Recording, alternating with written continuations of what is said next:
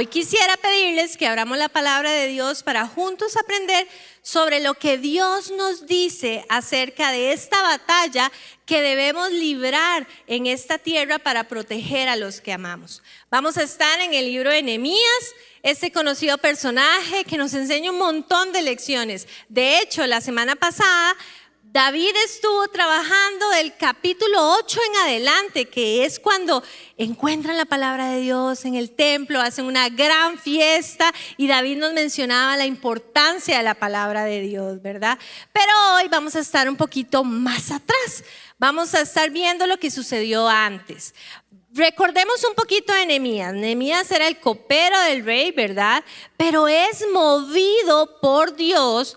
Su hermano llega y le cuenta que las murallas están en el piso y él es movido por Dios porque él estaba bien allá, tenía un buen puesto de trabajo, pero es movido por Dios para ir a Jerusalén a reconstruir las murallas de la ciudad.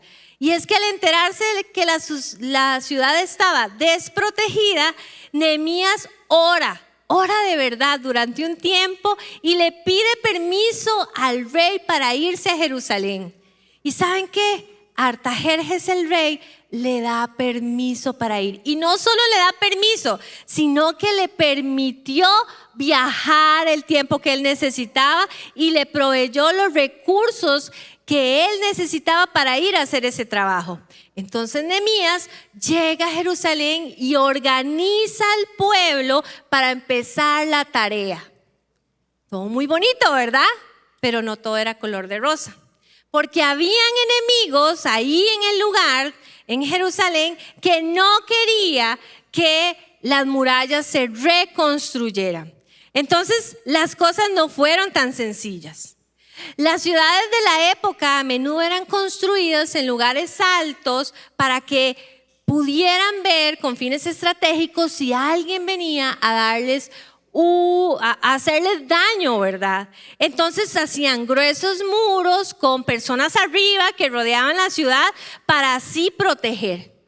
Las murallas entonces eran la primera defensa de las ciudades para mantener a los que vivían adentro seguros. Reconstruir esas murallas en Jerusalén significaba que las personas podían estar en paz nuevamente, que los enemigos no volverían a entrar y que la gente estaría resguardada y protegida. Pero como les decía, siempre hay oposición, ¿verdad? Entonces Nehemías encuentra una oposición, encuentra enemigos y empiezan a amenazar el trabajo que estaba él realizando. Dice que lo acechaban. De nuevo Nehemías ora y junta al pueblo que queda en la ciudad y les da la siguiente orden. Nehemías 4, 13, 14 dice: así que puse a la gente por familias, con sus espadas, lanzas y arcos, detrás de las murallas, en los lugares vulnerables y desguarnecidos. Luego de examinar la situación me levanté y le dije a los nobles, a los oficiales y al resto del pueblo: no le tengan miedo. Acuérdense del Señor, que es grande y temible, y peleen por sus hermanos, por sus hijos e hijas y por sus esposas y por sus hogares. Nehemías sabía que debían de unirse, luchar contra los ataques que estaban viviendo, contra los que querían destruirlos. Y cada familia tenía que pelear por los suyos, por su hogar, por los que amaba. Hoy nosotros estamos viviendo una lucha similar. Las murallas están débiles o algunas en el piso. Hemos sido atacados por el enemigo y nuestras defensas han sido traspasadas. Nuestros hogares están invadidos por el enemigo. Hoy estamos en medio de una lucha que debemos de hacer para guardar y proteger a las familias, a los que amamos y a los lugares y a nuestros hogares. Le pido por favor que oremos en esta mañana. Padre Celestial, venimos a tu palabra, Señor.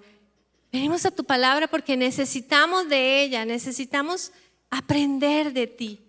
Permítenos, Señor, entender y comprender lo que tienes para hoy. Señor, estamos peleando por nuestra familia, estamos orando por nuestros hogares, estamos brindando batalla por los que amamos. Así que te pedimos, Señor, que en esta mañana nos hables a nosotros personalmente. Que en esta mañana podamos aprender de tu palabra y llevarla a la práctica. Todo esto te lo pedimos en el nombre de Jesús. Amén y amén. La familia no es un invento humano. No nació de la tradición, qué bonita las bodas. No nació de la tradición cultural. No es una moda pasajera tampoco, ni es que se quedó en el pasado. La familia es la idea de Dios. Él mismo la diseñó y la estableció como base para construir la sociedad, para construir una sociedad fuerte y sólida.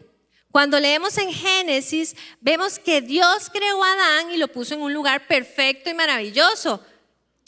Tenía todo lo que necesitaba ahí. Pero Dios dijo, no es bueno que el hombre esté solo. Este corto versículo nos dice algo profundo, y es que no fuimos creados para vivir aislados, allá en la montaña solos. No. Necesitamos relaciones cercanas, afecto, apoyo y pertenencia que solo ocurre en la familia. Los planes de Dios se desarrollaron en familia. Recuerden a Noé y a su familia que fueron escogidos por Dios para guardar a la creación del diluvio. También Dios usa a la familia de Abraham para iniciar el pacto con su pueblo. Y por último también Dios usa a una familia para que el Mesías venga a la tierra y tengamos salvación. El plan de Dios siempre ha sido que vivamos en una familia, pero en una familia que se respete, que se ame y que se apoye mutuamente. Una sociedad que no protege a las familias se desmorona, como le pasó a las murallas de Jerusalén. Porque es en la familia donde las personas adquieren el amor a Dios, el respeto, la convivencia y la sana doctrina. Satanás conoce ese valor que tiene la familia y él sabe que si logra destruir la estructura y la esencia de la unidad familiar, también logrará dañar lo que Dios más ama, sus hijos. Primera de Pedro 5:8 nos describe al diablo como nuestro adversario. Dice que ronda como león rugiente, buscando a quien devorar. El ataque inicial de Satanás inició precisamente en el Edén, donde la serpiente tramó su malvado engaño sobre Eva y Adán. Destruyó la comunión con Dios por medio del pecado de la desobediencia. Al escuchar a Satanás y desobedecer a Dios, Eva y Adán se sumieron junto con todas las familias posteriores en la esclavitud del pecado. Y es que los ataques contra la familia han continuado hasta el día de hoy. Hay señales por todas partes. Prenda las noticias y la verá. Verá cómo el pecado nos ha inundado, ha llenado nuestras familias. Necesitamos recordar que estamos en una lucha. Todos tenemos una lucha. Mi familia también fue víctima de esa lucha. Hace como 4 años encontraba a alguien que me había conocido en el pasado, a mi esposo y a mí. ¿Y sabe qué nos dijo? Me preguntó, Lili, ¿todavía estás con tu esposo? Y yo le dije, sí, todavía estoy con mi esposo. Y me dice, yo no daba ni 5 colones por esa familia, ni por ese matrimonio. No sé si fue un piropo o qué, pero realmente ella me conoció en un momento donde el enemigo estaba atacando a mi familia. Mire, mis finanzas estaban en el piso, teníamos una niña que estábamos empezando a criar, peleábamos todo el tiempo, estábamos en desobediencia, inclusive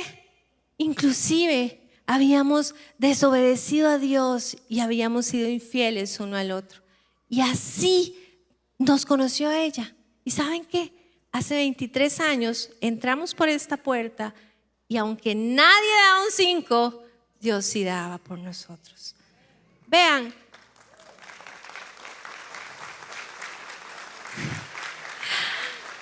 yo no tenía esperanza, mi familia no tenía esperanza, no teníamos esperanza, no teníamos un plan, pero Dios hizo un milagro en nosotros y lo puede hacer en cada una de nuestras familias, pero nosotros tenemos que dar pelea. Hoy les propongo 4 puntos y acciones donde deberíamos de estar brindando lucha por los que amamos. Vamos a ver el primero. Cristo y la palabra de Dios debe de ser nuestro fundamento. Lo vimos la semana pasada. Debe de estar ahí nuestro fundamento. Desde el comienzo, cualquier familia debe determinar que Dios ocupará una posición suprema de autoridad en su vida y que cada miembro deberá obedecer su palabra y que ella sea su guía. Así determinaremos las normas de conducta dentro de nuestra casa. No es porque se nos ocurra, es porque si leemos la palabra vamos a descubrir cómo deberíamos de ser con los que estamos alrededor. Dice Mateo 7, 24, 27. Este texto me encanta. Por tanto, todo el que oye estas palabras y las pone en práctica es como un hombre prudente que construyó su casa sobre la roca. Cayeron las lluvias, crecieron los ríos, soplaron los vientos y azotaron aquella casa. Con todo, la casa no se derrumbó porque estaba cimentada sobre la roca. Ahora viene la otra parte. Pero todo aquel que oye mis palabras y que no las pone en práctica es como un hombre insensato, necio, que construyó su casa sobre la arena. Cayeron las lluvias, crecieron los ríos, soplaron los vientos y azotaron aquella casa. Esta se derrumbó y grande fue su ruina. ¿Cuál debe ser entonces la roca para fundar una familia? Debe ser la roca inamovible que es Cristo.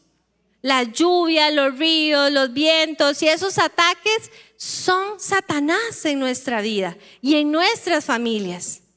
Porque en una familia que está fundada sobre la roca no puede haber violencia de ningún tipo, no puede haber rencor entre sus miembros, no puede haber conflictos sin resolver. ¿Saben qué? Hermanos que no se hablan hace años, que no pueden estar juntos en una misma reunión. ¡Qué triste! No puede haber engaños en esa familia. Tenemos que ser sinceros. No puede haber competencia entre sus miembros. ¿Quién manda? ¿Quién es el mejor? ¿Quién tiene la razón? ¿Quién grita más alto? Dios no nos creó para competir. Dios nos creó para complementarnos y juntos cumplir roles que sumen a la unidad. Una familia así no podrá sostenerse. Lo dice el versículo 27. Esa casa se derrumbará y grande será su ruina. Pero en cambio, una familia que está fundada sobre la roca que es Cristo, vamos a poder encontrar amor, comunión, armonía, perdón, empatía y servicio entre sus miembros. Si leemos, ambas casas tuvieron que enfrentar las mismas circunstancias, los mismos problemas, vino el viento, lo mismo. La diferencia estuvo en cómo fueron construidas sus bases. Estuvieron hechas sobre la roca. Por eso prosperó. Si el fundamento es Dios, los matrimonios se amarán y se respetarán mutuamente, como dice Efesios 5:33. Cada uno de ustedes ame también a su esposa como a sí mismo y que la esposa respete a su esposo. Si el fundamento de la familia es Dios, la obediencia estará de los hijos hacia sus padres y el respeto y el cuidado estará de los papás hacia los hijos. Efesios 6:1 dice: hijos, obedezcan en el Señor a sus padres, porque esto es justo. Verso 4: y ustedes, padres, no hagan enojar a sus hijos, sino críenlos según la disciplina y la instrucción del Señor. Pero ustedes me dirán: ay, Lili, eso suena muy bonito en el papel, pero mi historia es diferente. Yo vengo de una casa donde eso no ocurría, donde eso no pasó. Si usted no fue bendecido con un hogar donde se enseñaron y se practicaron los principios bíblicos, entonces usted puede, no, usted debe pedirle a Dios que le permita ser el primero en esta generación que le teme a Dios, que lo busca, que le honre, un verdadero cristiano. Sea usted la generación tractor. La generación tractor es el que abre el camino, el que excava, el que busca. No es el que se queda quieto, sino el que funda en la familia algo diferente. Sea usted el primero en buscar a Cristo, y eso marcará el resto de las generaciones que vienen. Después de todo, alguien siempre debe dar el primer paso. Eso le pasó a Nehemías. Él escuchó lo que estaba pasando y se movió. Llevó lo que tenía a una acción. El momento para comenzar a construir una historia diferente para su familia y sus generaciones es hoy. Nunca es demasiado tarde. Nunca es demasiado tarde para iniciar un caminar con Cristo y una historia diferente. Punto número 2, tiempo. Y esta me encanta porque definitivamente todos necesitamos revisar nuestro tiempo. Satanás, usando el ajetreo como herramienta, ha privado a muchas familias del tiempo que Dios quiere que pasen juntas.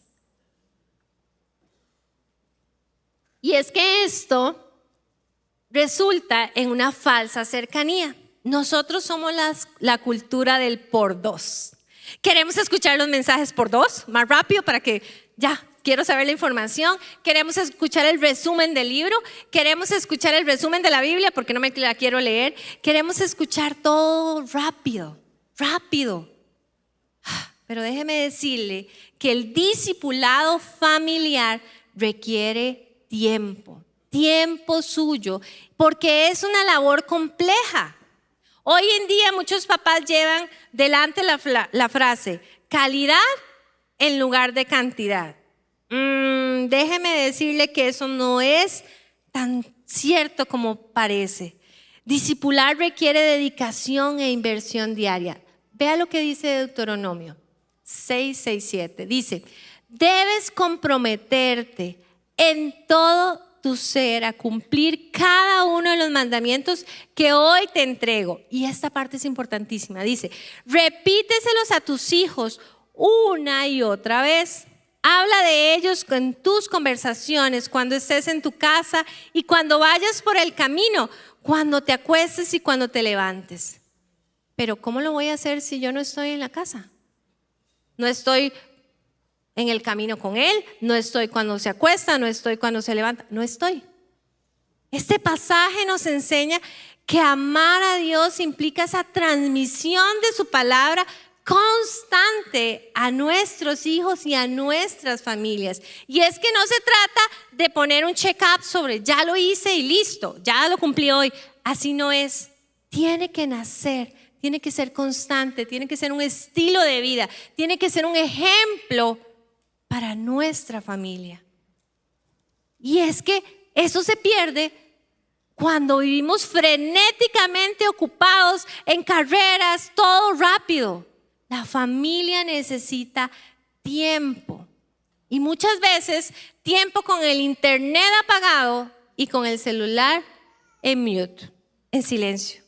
La mayor queja de las generaciones emergentes es que se sienten desconectados en un mundo hiperconectado. Vean, nuestros jóvenes pueden hablar con el que está al otro lado del mundo, con el influencer que está haciendo tal cosa, pero no pueden hablar con la persona que tienen a menos de 3 metros de distancia en su casa. No pueden hablar con su papá, no pueden hablar con su familia. Están solos. Y es que el año pasado se realizó un estudio, apenas el año pasado, 2024, en Estados Unidos, que confirma que el uso del smartphone por parte de los padres, ¿y saben invirtiendo en qué? Viendo redes sociales y jugando, puede interferir con el tiempo en familia. Papás que estamos pegados al teléfono, ni siquiera es por trabajo, es porque estamos viendo redes sociales y jugando. Dice que el 51% de los hijos de los matrimonios encuestados, ¿sabe qué dijeron? Que se sienten rechazados y solos. Porque si estamos dispuestos a pasar innumerables horas haciendo scroll cada semana, seguramente podemos detenernos y darle prioridad unos minutos a orar y leer la Biblia todos los días. Porque nuestra mayor preocupación en la vida debería ser la vida espiritual de nuestros hijos. Su alma, ¿dónde van a ir? ¿Cuánto se van a encontrar con Dios? Esa debería ser nuestra mayor preocupación. ¿Ustedes saben cómo se deletrea amor a un niño o a un joven? Se le deletrea T-I-E-M-P-O. Tiempo. Aunque él no quiera hacerlo, o le diga a usted que no quiere hacerlo, él lo necesita verlo ahí, necesita verlo en casa, necesita verlo en el partido, en el entrenamiento. Ellos necesitan que usted esté ahí. Revise el tiempo que usted como adulto invierte en las pantallas. Estoy seguro que le sorprenderá, así como me pasó a mí la semana pasada. Punto número 3. Lo que entra a nuestro hogar. Dice Proverbios 4:23, por sobre todas las cosas cuida tu corazón, porque de él mana la vida. Muchos no sabemos este versículo. Dice, porque de él mana la vida. Lo que permitimos que entre a nuestro hogar entrará inevitablemente a nuestro corazón. Así como no dejaríamos la puerta abierta para que entre cualquier persona extraña, tampoco podemos dejar abiertas las puertas espirituales para que entren pensamientos, ideologías, imágenes que contaminen el corazón de nuestra familia. Y es que el enemigo es astuto. Él no le golpea la puerta de su casa y se presenta directamente, sino que se cuela por pequeños espacios que le damos, por las pantallas, por los celulares, por la computadora. Películas con valores contrarios a lo que dice la palabra, redes sociales que promueven estilos de vida sin Dios, música que normaliza lo que la Biblia llama pecado. Yo le llamo a esto pornografía audible que escuchamos y que escuchan nuestros jóvenes. Todo esto va moldeando la mente y el corazón de quienes amamos. Entregamos un arma cargada cuando en Navidad le damos un teléfono a nuestros hijos. ¿Sabe qué? En Costa Rica ha bajado la edad donde se le entrega un celular a su hijo, a los chicos, 9 años y ya tienen un celular en la mano. Y es que un celular no es algo malo, pero tiene que tener límites, tiene que tener supervisión, tenemos que educarles. Tenemos que enseñarles sobre su uso. Ellos tienen la información buena y mala en ese aparato. Y usted tiene que ser el encargado de explicarle de qué se trata. Hay graves consecuencias cuando no filtramos lo que pasa en un celular con nuestros jóvenes. Y entonces, ¿qué deberíamos de estar haciendo? Deberíamos de estar filtrando los contenidos, revisando las series que ellos ven, revisando la música y las redes sociales juntos. Y es que se trata de construir el espacio. Mi amor, ¿qué te parece esto? Porque ellos necesitan de su guía. Hay cosas que no deberían de verse en su casa ni escucharse. Y usted tiene que ponerle límites. También es necesario que usted defina horarios y reglas. Vean, muchas veces han llegado a consejería y me dicen los papás, es que empezó a bajar las notas y descubrimos que se quedaba hasta las 3 de la mañana viendo redes sociales en su cuarto, en su celular, porque tenía libre acceso a cualquier horario y podía tener su celular en el cuarto. Ponga atención a lo que está haciendo sus hijos y hable abiertamente con ellos. Explíqueles, tenga espacios para conversar con ellos de qué es bueno y qué es malo, y hágalo a la luz de lo que dice la palabra de Dios. Es necesario que nos preparemos, es necesario que hablemos con ellos. Pero aquí hay un dicho que decía mi abuela que se aplica, y es que lo que es bueno para el ganso es bueno para la gansa. Si hoy yo fuera a su casa, porque usted me invita a almorzar, no se preocupe, no me tiene que invitar a almorzar, ya mi esposo hizo algo de comer, pero yo le dijera a su Alexa, Alexa, sigue reproduciendo. ¿Qué tipo de música reproduciría su Alexa? ¿Qué tipo de música se escucha en su casa? ¿Qué tipo de música usted frecuentemente escucha? ¿Es una música que le da valor a Dios? ¿Es una música con algún tema importante? O si, por ejemplo, yo cogiera su celular, no voy a ir a cogerlo, no se preocupen, y proyectara en las pantallas de los lados su Instagram o su TikTok, ¿qué tipo de videos saldrían ahí? ¿Son videos que honran a Dios? Difícil, ¿verdad? O a lo mejor usted dice, no, agarra el celular y sale corriendo porque no quiere que lo proyecte. Así es el enemigo. El enemigo buscará entrar a su vida, a su corazón y a su familia por esas pequeñas puertas y permisos que nos damos a diario. Permisos que nos damos a diario. Eso, no pasa nada, un videillo, me quedo viéndolo.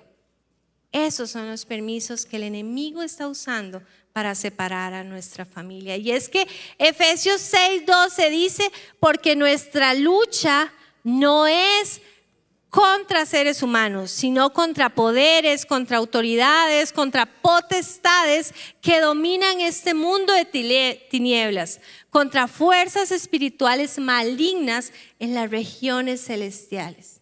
La batalla por la familia es espiritual y se gana en oración, en unidad y en perseverancia. Esto es una maratón. Esto nos va a llevar tiempo. Esto necesitamos hacerlo a diario. Cada vez que usted ora por sus hijos, cada vez que usted ora por su matrimonio, cada vez que usted ora por su familia, cada vez que usted ora por ese pródigo que está lejos, lo que usted está haciendo es construyendo ese muro de protección. Porque hay que pelear por nuestra familia de rodillas. Hay que rendirnos delante de Dios y confiar que Él pelea con nosotros y que un día veremos ese resultado. Esa oración va a tener resultado. ¿Saben por qué? Lo digo, porque yo soy producto de una oración como esa. Pedí permiso a mi esposo, que está en aquella cámara de allá, para contar la historia de hoy.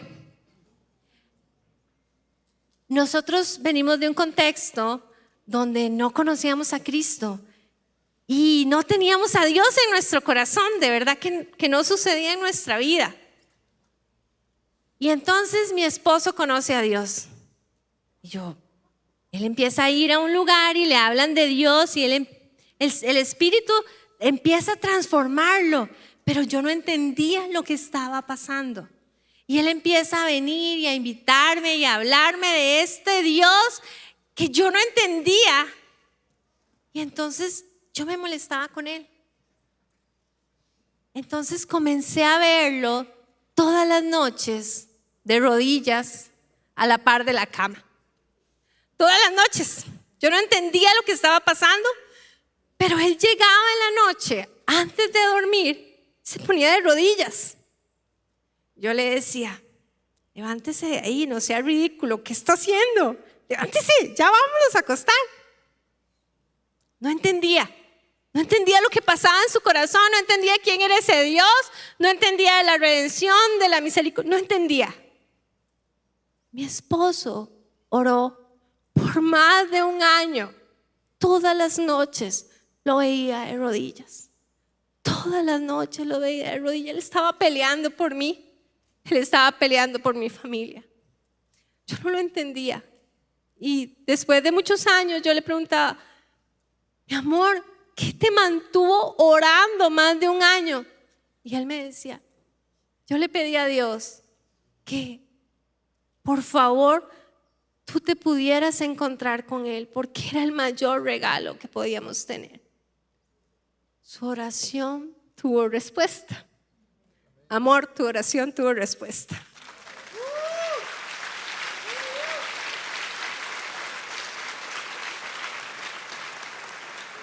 Solo el milagro de la redención y el poder de Dios puede hacer eso. Y para finalizar, hay algo importante en este punto, y es que usted tiene que reemplazar eso malo por cosas buenas. Comience a ver películas, comience a llenar su casa de versículos, comience a hablar de la palabra, comience a leer libros que fomenten su fe. Comience a pasar tiempo, haga un pequeño devocional. Vean, lo más pequeño que sea, va a marcar la diferencia en su familia. Es necesario hacerlo. Un hogar que no filtra lo que entra terminará permitiendo que el enemigo siembre semillas que con el tiempo darán un fruto amargo.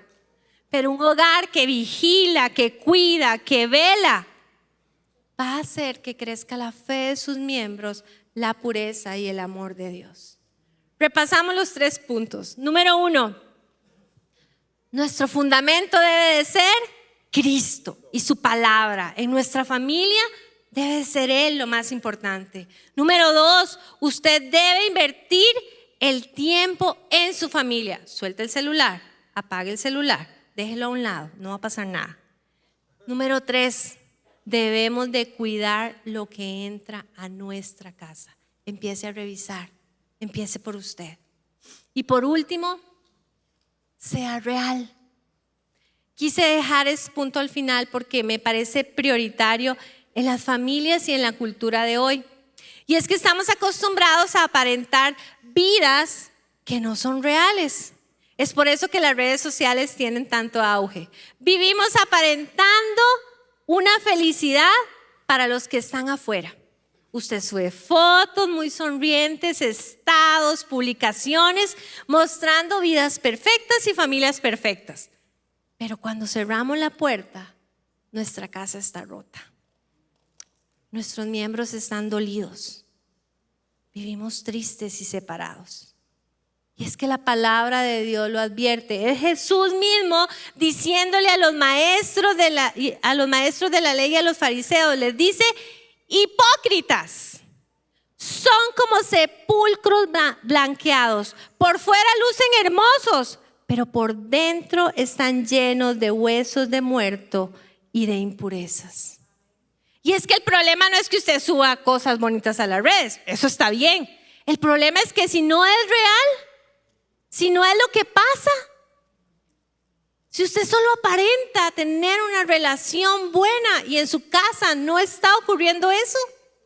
Primera de Samuel 16:7 dice: la gente se fija en el corazón. La gente se fija en las apariencias, yo me fijo en el corazón. Dios está interesado en su corazón. Un pastor estadounidense dijo: muchos cristianos están más preocupados por dar la impresión de ser espirituales, pero realmente no se preocupan por serlo. Y es que venir a la iglesia el domingo no es suficiente. Ayuda un montón, pero no es suficiente si no lo llevamos a la práctica afuera, en nuestra casa. A usted se le tiene que notar que usted es un cristiano. La fe debe ser auténtica. No se trata de apariencias de la puerta para afuera. Se trata de lo que pasa en el corazón. Por eso la pregunta es directa para nosotros. ¿Es usted la mamá o el papá que ven sus hijos en la iglesia o en las redes sociales la misma que en su casa. Usted se comporta igual. ¿Es usted el mismo joven que publica versículos y que viene a la iglesia, levanta las manos, que el que tienen sus compañeros del colegio, de la universidad, del trabajo? Se le nota. Ellos saben que usted es cristiano y no hace falta que lo predique, que lo diga. Es su testimonio suficientemente fuerte para que ellos se den cuenta de que usted es una persona diferente. ¿Es usted una persona honesta en su vida devocional con Dios y en su relación? ¿O solo es un sepulcro blanqueado? Por fuera luce hermoso, pero por dentro está lleno de huesos de muerte. Santiago 1:22 dice: no se contenten solo con escuchar la palabra, no es suficiente, pues así se engañan a ustedes mismos. Llévenla a la práctica, llévenla a la práctica. Un pastor llamado Oswald Chambers dijo: la autenticidad no se mide por lo que mostramos a los demás, sino por lo que somos cuando solo Dios nos ve. Cuando solo Dios nos ve, en esa intimidad donde no puedo aparentar. Dios está trabajando, Dios está haciendo. ¿Es usted una persona que realmente tiene una relación con Él, que realmente ha cambiado su historia, ha cambiado lo que hacía antes? ¿Es usted así?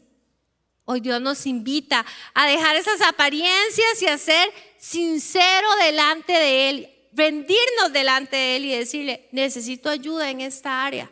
No he podido cambiar, he seguido igual. Necesito ayuda, Dios. Dios no quiere familias perfectas de fachada. No quiere eso. Dios quiere corazones que Él pueda transformar y moldear. Dios quiere un lugar para construir y necesitamos darle el espacio para Él. Y para ir finalizando, hemos hablado hoy de la importancia de defender a nuestras familias en medio de esta lucha que sí es espiritual y que es real. Estamos peleando batalla espiritual por nuestra familia. Estamos luchando contra Satanás por los que amamos. Y por eso quiero que se lleven esta promesa de Dios firme y guardada en su corazón. ¿Saben qué? La victoria está asegurada, porque nuestro Dios es quien pelea por nosotros y por los que amamos. Vea, Nehemías se lo recordó al pueblo en ese momento. En el versículo 14 les dice: no tengan miedo, acuérdense del Señor, que es grande y temible. Acuérdate del Señor. Nehemías sabía incluso ante la oposición que estaba viviendo que el éxito del muro no dependía de él solamente, dependía también de Dios, quien lo inspiró para construirlo. Y es que si nuestro matrimonio está ingobernable, es que si nuestros hijos están lejos de Dios o están fuera de control, o si nuestras finanzas están de cabeza, no se rinda. No se rinda, no se retire. Recuerde que el Señor es grande y fiel, temible, es grande, su poder es grande. Dios ha sido fiel en el pasado, Dios es fiel ahora y Dios va a ser fiel en el futuro. Esa promesa es para nosotros hoy. Esa promesa está ahí, Él la dejó en la Biblia para que nosotros cuando la leamos, ¿saben qué? Nos acordemos de que Él está ahí siempre. Y en el versículo 23 Nehemías dice algo que a mí me sorprendió. Parecerá que pasa desapercibido, pero dice: ni yo, ni mis parientes, ni ayudantes, ni los de mi guardia personal nos desvestíamos para nada. Cada uno llevaba su arma, incluso cuando iba a buscar agua. Durante el ataque del enemigo, ni siquiera se cambiaron la ropa. Estaban listos, en guardia, estaban peleando todo el tiempo. Siempre estuvieron atentos a la tarea que tenían que hacer, pero también a la lucha que tenían que realizar. Si sientes que ya no puedes más, no te rindas. Presenta batalla. ni para ir a tomar agua. Nada, esté listo. Recuerde que las promesas de Dios son para nosotros, son de verdad. Recuerde que la bondad de Dios es inagotable. Recuerde que sus misericordias son nuevas cada mañana. No se rinda, no baje la guardia, no baje los brazos. Recuerde que su poder puede con todo. Dios puede sanar lo que estaba roto. Dios puede restaurar lo que está agrietado. Dios puede con eso que para usted le parece demasiado. Dios puede.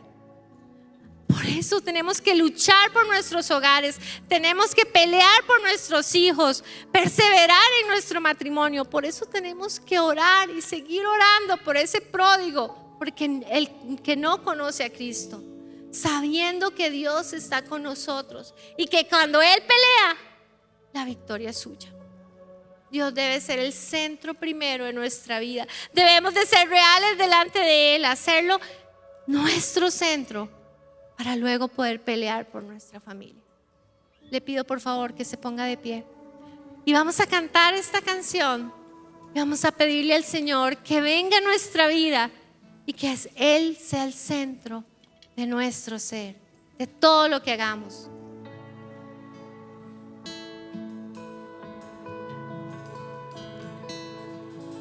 El centro de todo eres Jesús.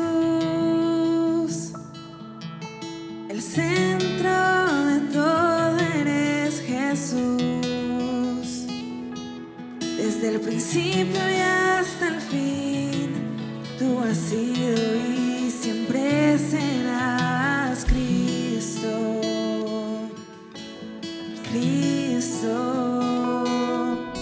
El centro de todo eres Jesús.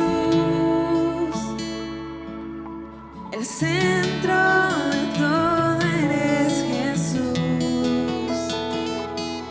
Desde el principio y hasta el fin, tú has sido y siempre serás Cristo.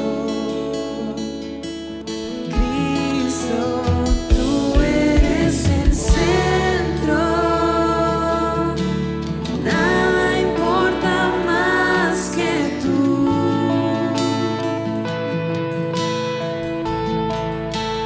Todo el universo gira en pos de ti, Jesús.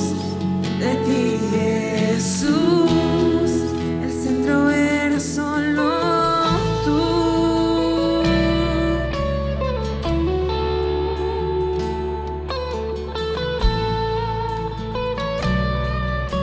El centro de mi vida sé, el centro de mi vida sé, Jesús.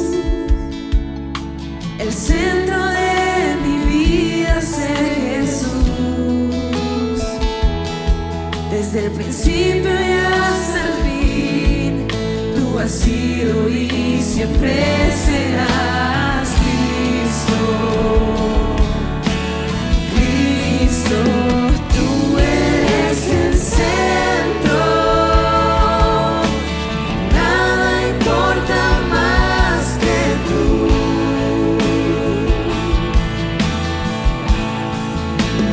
Todo el universo